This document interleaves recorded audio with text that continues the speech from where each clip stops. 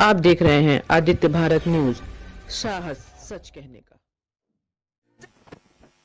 हमारा पत्रकार साथियों से निवेदन है कि जो कोविड प्रोटोकॉल है उसको फॉलो कर लें आप भी, नहीं आपके संग हम भी फंस जाएंगे। इतने करीब नहीं बैठना चाहिए था आपको।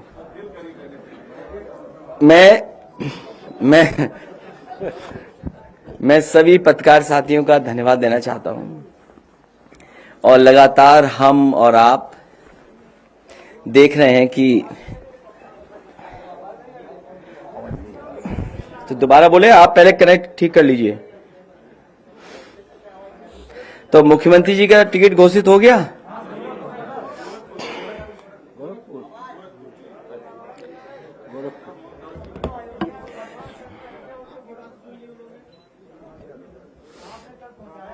क्या चीज? आवाज आ रही है आपके? तो क्या करूं फिर मैं?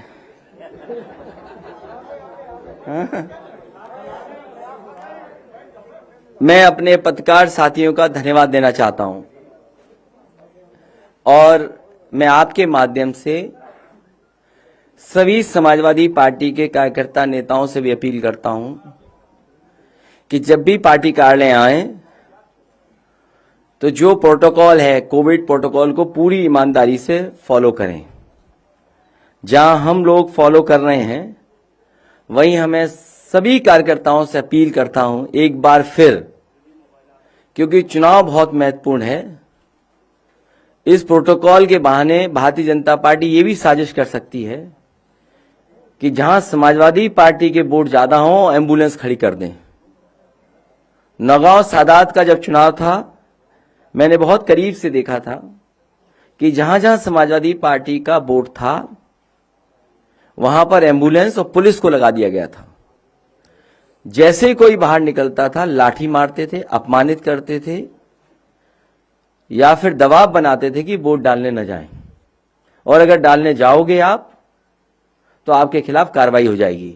इसलिए मैं सभी समाजवादी पार्टी कार्यकर्ता नेताओं से अपील करता हूं कि जो चुनाव आयोग ने गाइडलाइंस दी हैं उन गाइडलाइंस का पालन करें। प्रोटोकॉल जो भी है कोविड प्रोटोकॉल को पूरा माने। आज हमारी पार्टी कार्यालय में नोटिस की दे दिया गया है, सुना है मेरे आने के बाद तुरंत उसको दीवार पे चिपका दिया गया। मैं जैसे ही पार्टी कार्यालय में घुसा हूं मैं देख रहा था रास्ते में बहुत बड़े पैमाने पे पुलिस चली आ रही थी। मुझे लगा कि शायद हमारी सुरक्षा बढ़ा दी गई है, लेकिन जब मैं पार्टी कार्यालय के अंदर आ गया तो किसी ने मुझे खबर दी है कि आपके पार्टी कार्यालय पे नोटिस को चिपका दिया गया है।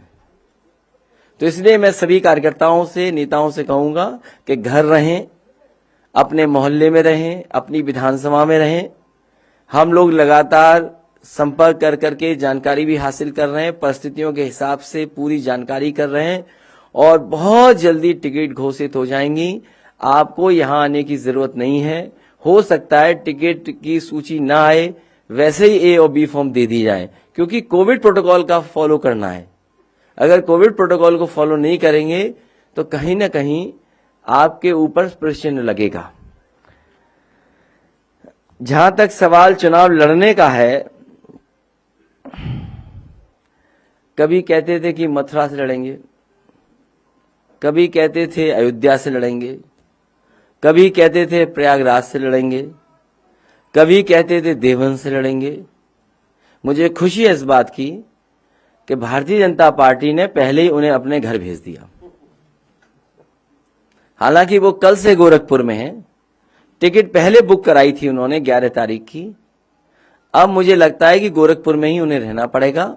अब गोरखपुर से वापस आने की उन्हें जरूरत नहीं है। उनको बहुत बहुत बधाई। आपको क्या लगता है अखिलेश जी, गोरखपुर का जो फैसला है इसके पीछे की वजह क्या है? आपके चैलेंज को काउंटर करने वो भारतीय जनता पार्टी के सदस्य नहीं है, इसलिए उन्हें घर भेज दिया है।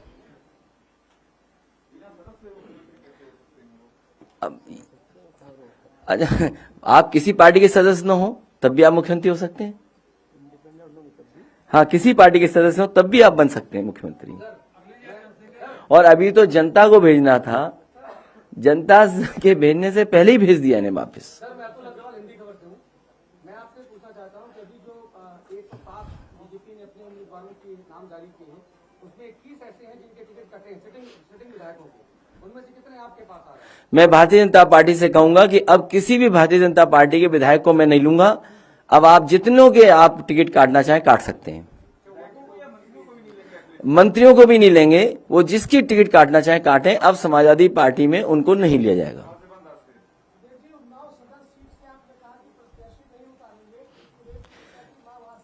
ये आजकल के जमाने में जो सोशल मीडिया और व्हाट्सएप यूनिवर्सिटी से जो क्रिएट होते हैं मैसेजेस, उसी की तरह से एक मैसेज क्रिएट किया गया है। नहीं, हमारी पार्टी ने नहीं ऐसा फैसला लिया।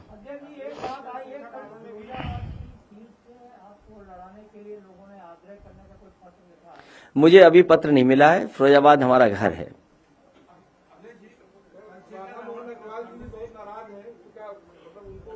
हाँ, एक गुंजाइश छोड़ सकते हैं। हाँ, ये ठीक आया सवाल इधर से।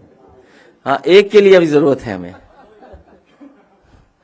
क्योंकि अतुल अग्रवाल जी ने पूछा था, इधर से दूसरे अग्रवाल का नाम दे दिया, तो ठीक है।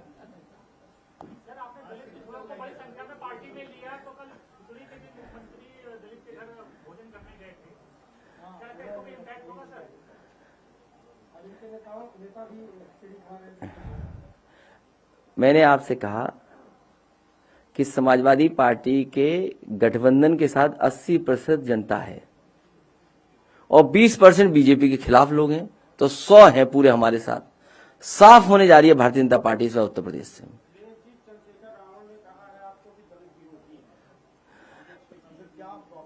इसी से जुड़ा हुआ सवाल मेरा था, जयप्रकाश पाठक हूँ, डायनामाइट न्यूज से। सवाल इसी से जुड़ा हुआ है, क्या वो राजनीतिक सौदेबाजी कर रहे हैं? नहीं, ये पूछ लें, ये दिल्ली से आए हैं, इनसे इनको पूछ लें, ये सब पता है इनको, इसलिए पूछो सवाल। सर, वो कह रहे हैं कि आप दलितों को प्रतिनिधित्व नहीं देना चाहते हैं। आपने उनको 1 महीने के लिए लटका के रखा, उसके बाद आपने उनको सम्मान नहीं किया। समाजवादी पार्टी से जो भी उन्होंने बात की, मैंने उसी समय आरएलडी से बात कर करके रामपुर मनिहारन वाली सीट छोड़ दी और साथ ही साथ गाजियाबाद भी सीट मैंने दी। 2 सीटें पूरी दे दी गई थी। उसके बाद उन्होंने किसी को फोन मिलाया। अब वो फोन किससे बातचीत हुई ये मैं नहीं जान सकता। और उसके बाद वो आए कि मेरा संगठन मेरे खिलाफ है, मैं चुनाव नहीं लड़ सकता हूं और मैं चुनाव नहीं लड़ूंगा, ये बात हुई थी। लेकिन अब वो फोन किसका था, किसकी साजिश थी, इसीलिए मैंने कहा कि आज के बाद अब समाजवादी पार्टी में दूसरे दलों को नहीं लिया जा सकता एक्सेप्ट वन।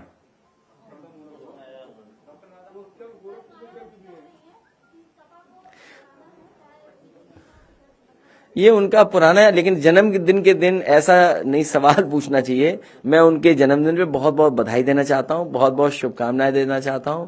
उनका स्वास्थ्य बेहतर रहे। और जो बात आपने कही सब जानते हैं। सर, आप कह रहे हैं कि आपकी सरकार बनेगी, जाहिर तौर पर मुख्यमंत्री आप होंगे, कितने उप मुख्यमंत्री होंगे? क्योंकि बहुत चर्चा हो रही है कि स्वामी प्रसाद मौर्य को भी गोली दी गई है, वो भी गोली दी गई है। अरे, आपने अपनी ही बात कह दी, फिर मैं क्या कहूं? इसके अलावा कितने? जब जवाब दे दिया आपने तो फिर मैं क्या बोल सकता हूं? सर, इसके अलावा कितने? नहीं, आपका सवाल मुझे समझ में नहीं आया। जब आपने सवाल ही ये किया कि गोली दे दी गई है, राजनीति में गोली थोड़ी दी जाती है। राजनीति में तो भरोसा किया जाता है एक दूसरे पर। देखिए, डिप्टी सीएम कोई पोस्ट नहीं है। और इस तरह जो डिप्टी सीएम 2 आपने देखे, एक स्टूल वाले डिप्टी सीएम और दूसरा उन्होंने अपनी जिंदगी भर कूड़ा और तमाम नालों की सफाई में समय गुजारा। क्या लखनऊ साफ हो गया उनके डिप्टी सीएम बनने से? क्या लखनऊ स्मार्ट सिटी बन गया? लेकिन एक सच था, मुख्यमंत्री उन्हें बनना चाहिए था, लेकिन बाबा मुख्यमंत्री ने बनने नहीं दिया उन्हें। मैं कई मौकों पर कहा और सदन में भी मैंने उनसे कहा कि आपने कूड़ा और इसका जो जिम्मेदारी निभाई थी वो तक तो पूरी नहीं कर पाए, तो काहे के डिप्टी सीएम फिर? ये जो गोमती का किनारा है, नदी, आप में से बहुत सारे लोग लखनऊ रहते हैं, 900 मीटर अगर जुड़ गया होता तो देश का सबसे बेहतरीन रिवर फ्रंट होता और ये एग्जाम्पलरी काम किया था समाजवादियों ने। इसलिए समाजवादी पार्टी जहां लोगों को जोड़ रही है, हम अपने लोगों को थोड़ा पीछे करके दूसरों को साथ ला रहे हैं और जोड़ने का काम कर रहे हैं। इसलिए समाजवादी पार्टी लगातार पॉजिटिव पॉलिटिक्स कर रही है। हम नेगेटिव पॉलिटिक्स नहीं करते हैं। समाजवादी पार्टी प्रोग्रेसिव पॉलिटिक्स कर रही है। और ये जो लोग कह रहे हैं कि 80-20, ये वो लोग हैं जिन्होंने अपने 4.5 साल के कार्यकाल में बिजली का कारखाने का नाम नहीं रट पाए। जो लोग अपने बिजली के कारखाने का नाम नहीं रट पाए, उन्हें इस बात की तकलीफ है कि समाजवादी पार्टी ने क्यों फैसला लिया कि 300 यूनिट बिजली फ्री देंगे, किसानों को फ्री सिंचाई देंगे, लैपटॉप डिस्ट्रीब्यूशन होगा। इसलिए समाजवादी पार्टी प्रोग्रेसिव पॉलिटिक्स और अपने प्रोग्रेसिव मैनिफेस्टो के साथ जनता के बीच में जाएगी। और जहां तक जोड़ने का सवाल है, समाजवादी पार्टी की कोशिश रहेगी कि हर वर्ग के लोगों को जोड़ें, हर वर्ग के लोगों को साथ लाएं, कम से कम दिखे कि हां समाजवादी पार्टी के साथ सब लोग खड़े हैं। इसीलिए अपने लोगों को पीछे करके मैंने दूसरी पार्टी के नेता और बड़े बड़े मंत्रियों को साथ लाने का काम किया। एक सवाल है, आपने कल कहा था और आप भी कह रहे हैं कि 80% पहले से भी 20% में भी काफी आगे। अभी एक उसी से जुड़ा हुआ मेरा सवाल है कि आपने कहा कि भारतीय जनता पार्टी में किसी विधायक को नहीं देंगे, मगर क्या भारतीय जनता पार्टी के गठबंधन में शामिल कोई दल आपसे जोड़ना चाहेगा? तो क्या अब आप गुंजाइश है? अब हमारे पास गुंजाइश नहीं है। अब हम चुनाव में चले गए हैं, A-B फॉर्म बढ़ चुके हैं, बहुत पार्टी आगे बढ़ चुकी है और बहुत त्याग किया है पार्टी की टिकटों को। बहुत पार्टी की टिकटों का मैंने त्याग किया है, तब जाकर के जोड़ पाए। इसलिए त्याग कर करके हम लोग उनको साथ लाने का काम कर रहे हैं। बहुत सी चीजों को भुला करके हम लोग साथ ला रहे हैं। अखिलेश जी, आपने अभी लगातार कहा कि आप पॉजिटिव और प्रोग्रेसिव पॉलिटिक्स कर रहे हैं, लेकिन एक सवाल खड़ा होगा, आपने जो नाहिद हसन, हाजी यूनुस मतन भैया, इनको जो टिकट दिए हैं आपके गठबंधन ने, बाहुबली, दबंग, कंट्रोवर्शियल हिस्ट्री सीटा, इस तरह के नाम जुड़े हुए हैं, तो इनको भी टिकट देने की मजबूरी क्यों पड़ गई? हम लोगों ने तो मुख्यमंत्री जी से सीखा, उन पर बहुत सारे मुकदमे थे, न जाने कितने मुकदमे उनके पास थे, उनके ऊपर न जाने कितने मुकदमे थे। हम लोगों ने जो कुछ सीखा है वो मुख्यमंत्री जी से सीखा है। पर आप तो अलग पॉलिटिक्स की बात कर रहे हैं, लगातार कि आप उनकी पॉलिटिक्स नहीं करते हैं, आप अलग पॉलिटिक्स करते हैं। तो इसीलिए हम कह रहे हैं कि प्रोग्रेसिव पॉलिटिक्स कर रहे हैं, लोगों को जोड़ने का काम कर रहे हैं।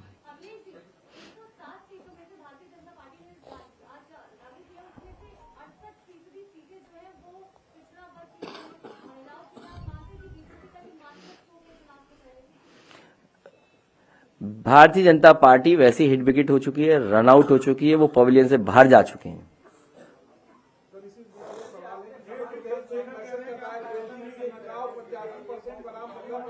अरे 4 सवाल इकट्ठे आ रहे हैं।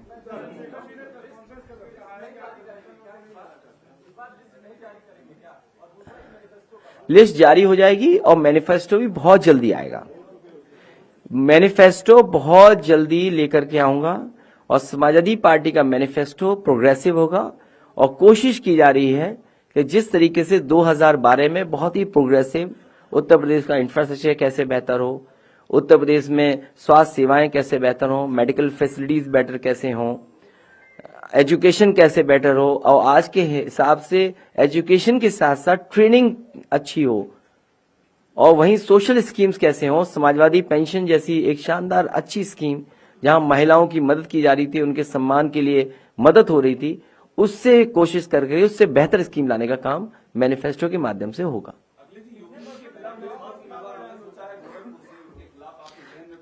गोरखपुर में इस बार समाजवादी पार्टी सभी सीटें जीतने जा रही है। जो मुख्यमंत्री वहां मेट्रो न चला पाए हो, पहली घोषणा आप याद करो, आप में से अगर मैं गलत हूं तो मुझे ठीक करना। जिस समय मुख्यमंत्री जी झांसी पहुंचे, उन्होंने कहा कि सरकार बन गई है, झांसी में मेट्रो होगी और गोरखपुर में मेट्रो होगी। तो जो मुख्यमंत्री अपने घर में मेट्रो न चला पाए हों, जो मुख्यमंत्री अपने यहां सीवर लाइन न बिछा पाए हों, इस बार भी लोगों को नाव से चलना पड़ा, सोचो गोरखपुर में। और जिस मुख्यमंत्री ने बिजली महंगी कर दी हो, बेरोजगार न जाने कितनी बार लाठी खाए गोरखपुर में, इस बार गोरखपुर की जनता इनको सबक सिखाएगी। क्या आप डॉक्टर राधामोहन अग्रवाल को मुख्यमंत्री के सामने समाजवादी पार्टी के उम्मीदवार के तौर पर उतार सकते हैं? नहीं, अभी तो कोई बात ही नहीं ऐसी। अभी तो मैं आपसे बात कर रहा हूं, मुझे तो आपके आने से पहले मुझे पता लगा कि उन्हें गोरखपुर से लड़ाया जा रहा है। और मैं तो ये मानता हूं कि भारतीय जनता पार्टी ने उन्हें घर पहले ही भेज दिया, अभी तो जनता को भेजना था उन्हें घर। राष्ट्रीय अध्यक्ष जी, 2 सवाल है। सबसे पहले तो कई राज्यों के 56 मुख्यमंत्री और पूर्व मुख्यमंत्री आपको समर्थन देने आ रहे हैं। मैं भाजपा के लोग कह रहे 300 यूनिट बिजली नहीं दे पाएंगे। ये भारतीय जनता पार्टी को शोभा नहीं देता, क्योंकि उनके मुख्यमंत्री के मुंह से अगर आपने 4.5 साल में एक बार भी बिजली कारखाने का नाम सुना हो तो बता दो। एक बार भी सुना हो तो बता दो। नहीं सुना ना, तो इसका मतलब यह है कि वो बिजली की जो बन रही थी उसको भी पूरा नहीं किया। जितने बिजली के कारखाने समाजवादी सरकार में बन रहे थे वो अभी भी नहीं पूरे हुए, समाजवादी सरकार में पूरे होंगे और 300 यूनिट फ्री बिजली देने का काम भी समाजवादी सरकार में होगा। और बहुत सोच समझ के फैसला लिया, कोई ऐसा ही फैसला नहीं लिया। और फैसला उस दिन लिया जब नया साल था, पहली तारीख थी, 22 में चुनाव होना है, 22 में ही सरकार बननी है।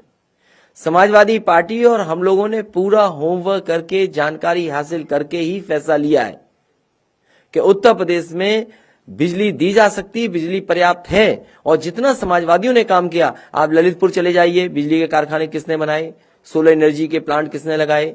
आप महोबा में चले जाइए, सोलर के प्लांट किसने लगाए। जालौन उरई में चले जाइए, प्लांट किसने लगाए। आप बनारस मिर्जापुर में पता करिए, जहां पर फ्रांस के उस समय के प्रेसिडेंट आए थे और उन्होंने उसका उद्घाटन किया था, तो वो किसने लगाया। और कई 500 हेक्टेयर जमीन उरई जालौन में दी थी केंद्र सरकार को कि यहां पर बड़ा मेगा सोलर प्लांट लगा दो, लेकिन अभी तक केंद्र सरकार ने सहयोग नहीं किया। पता नहीं यूपी के साथ भेदभाव क्यों किया केंद्र सरकार ने। और मुझे याद है कलाम साहब जब आए थे, राष्ट्रपति जी, उन्होंने 9 पॉइंट प्रोग्राम पर मुझे प्रेजेंटेशन किया था। उसमें 8 पॉइंट हम पहले से ही कर रहे थे, उत्तर प्रदेश में लागू कर चुके थे, जगह जगह उसकी योजनाएं चल रही थी। और जो उन्होंने कहा कि मिनी ग्रिड से एक गांव को सोलर से पूरा बिजली दीजिए, मैंने उनसे उसी समय निवेदन किया कि मैं बहुत जल्दी इसको लागू कर दूंगा। मैंने लागू किया, 3-4 महीने के अंदर मैंने वो गांव में बिजली फ्री दी। और उसका परिणाम यह हुआ कि उस समय के रहे राष्ट्रपति कलाम साहब खुद आए थे और उसका उद्घाटन किया था। आज भी उस गांव में पूरी फ्री बिजली है। वो चक्की चलाएं, चाहे सोलर लाइट घरों में बिजली जलाएं, चक्की चलाएं, अपना सिंचाई का काम करें, सब कुछ फ्री है। तो अगर एक गांव हो सकता है, उस समय और गांव भी मैंने दिए थे, कतनिया घाट के आसपास गांव दिए थे। अगर आपको याद हो, लोहिया गांव, लोहिया घर जो दिए थे उस समय, उसमें सभी में सोलर था। सोलर से एनर्जी से बिजली मिल रही थी, पंखे चल रहे थे। तो अगर वो काम क्यों नहीं हो सकता। वो काम पुनः समाजवादी सरकार में बढ़ेगा, जिसमें गरीबों को कोई बिजली नहीं बिल ना देना पड़ेगा। भाजपा से जो विधायक आए थे उनको आप पार्टी में नहीं लेंगे, लेकिन अगर भाजपा सरकार के बड़े अफसर आपकी पार्टी में बगैर किसी शर्त के शामिल होना चाहे, उनको लेंगे या नहीं? अफसर तो भाजपा के अफसर नहीं है। अफसर बदल जाते समय के हिसाब से। तो जो उस पर विचार करेंगे, जो टिकट नहीं मांगेंगे और अफसर होंगे उन पर विचार करेंगे। किसने? जी,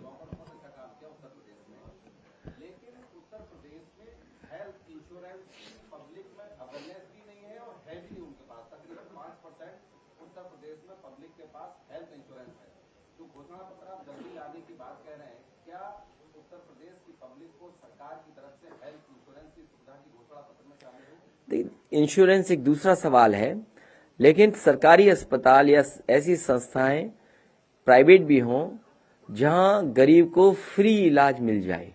समाजवादी पार्टी की कोशिश होगी कि उत्तर प्रदेश में ज्यादा से ज्यादा गरीबों को फ्री इलाज मिले, उसको किसी भी दवाई, जांच और बड़ी से बड़ी बीमारी में पैसा न देना पड़ना पड़े। और इंश्योरेंस दूसरा विषय है।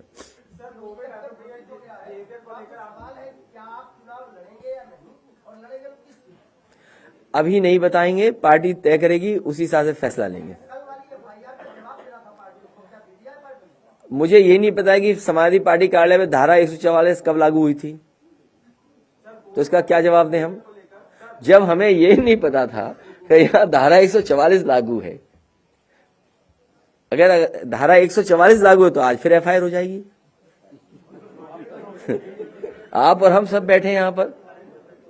तो जब समाजवादी पार्टी को और हमारी जानकारी में नहीं था कि पार्टी कार्यालय के अंदर, हमें तो ये जानकारी थी वर्चुअल रैली। अच्छा, वर्चुअल रैली की डेफिनेशन हमें नहीं पता थी, तो हमें ये लगा कि कुछ लोग सामने रहेंगे और वर्चुअली सबको भेजा जाएगी, कैमरे से सबको दिखाएंगे। तो जो लोग आ गए वो आ गए, हमने तो किसी को नहीं बुलाया, क्योंकि लीडर्स के सामने जब तक माइक ना हो और कुछ लोग ना हो तो बात निकलती नहीं है। तो इसलिए वो वर्चुअल रैली थी। वो लोग जो आ गए, आने वाले समय में हम कोशिश करेंगे कि ऐसे लोग ना आए और जो प्रोटोकॉल है उसको फॉलो करें। हैं?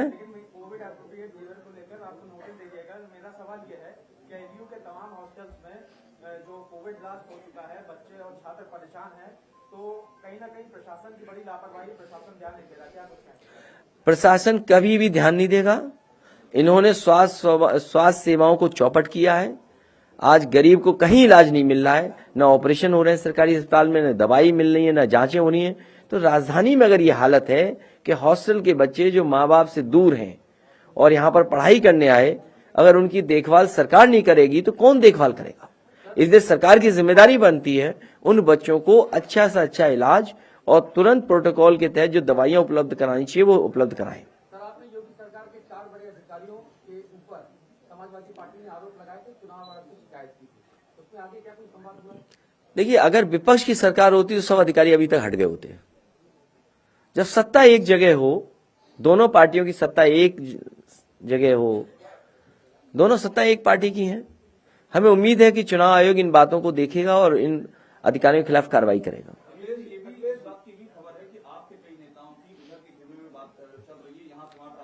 तो हम तो चाहते हैं जल्दी चले जाएं, जाना चाहते हैं तो जगह तब भी खाली हो।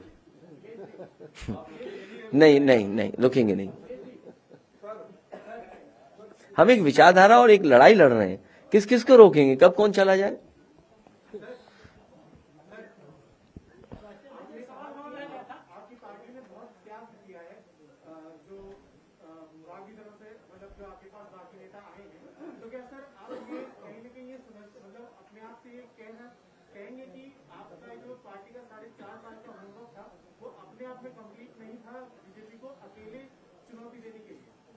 कभी कभी राजनीति में वो परिस्थितियां बनती हैं जहां बड़े चेहरे, बड़े नेताओं को भी साथ जोड़ा जाए, इसलिए उनको जोड़ने के लिए त्याग समाजवादी पार्टी ने किया है।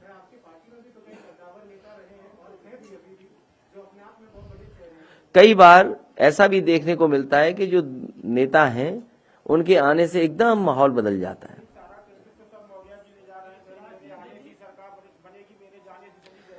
तो अच्छी बात है, किसी के आने से अगर बाहर आए तो अच्छी बात है।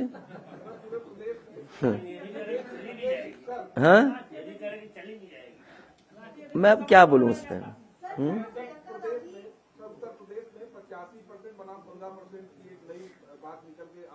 तुम बात ही नहीं समझ पाते हो। नहीं, 80, मैंने ये कहा कि 80% लोग समाजवादी पार्टी और सहयोगी दलों के साथ हैं। जब से वो लोग आ गए हैं तो 20% खिलाफ लोग भी उनके हमारे साथ आ गए। तो जब खिलाफ लोग आ जाएंगे, गठबंधन के साथ पहले से 80% लोग थे, तो इनका सफाया हो जाएगा। वो स्टूल वाले उप मुख्यमंत्री हैं।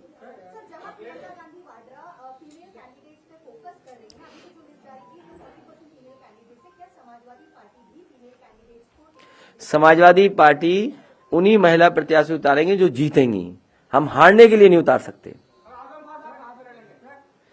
वो अपनी सीट पर लड़ेंगे, जो उनकी सीट है वो अपनी सीट पर लड़ेंगे।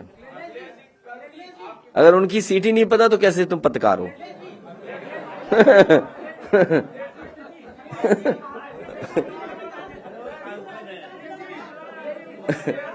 नहीं, वो तो सांसद है, सीट नहीं पता उन्हें उनकी।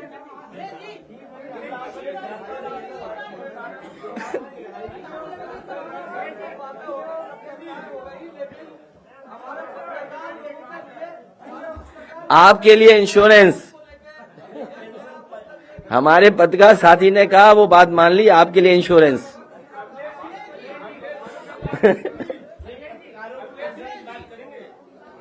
इंश्योरेंस, पहले इंश्योरेंस फिर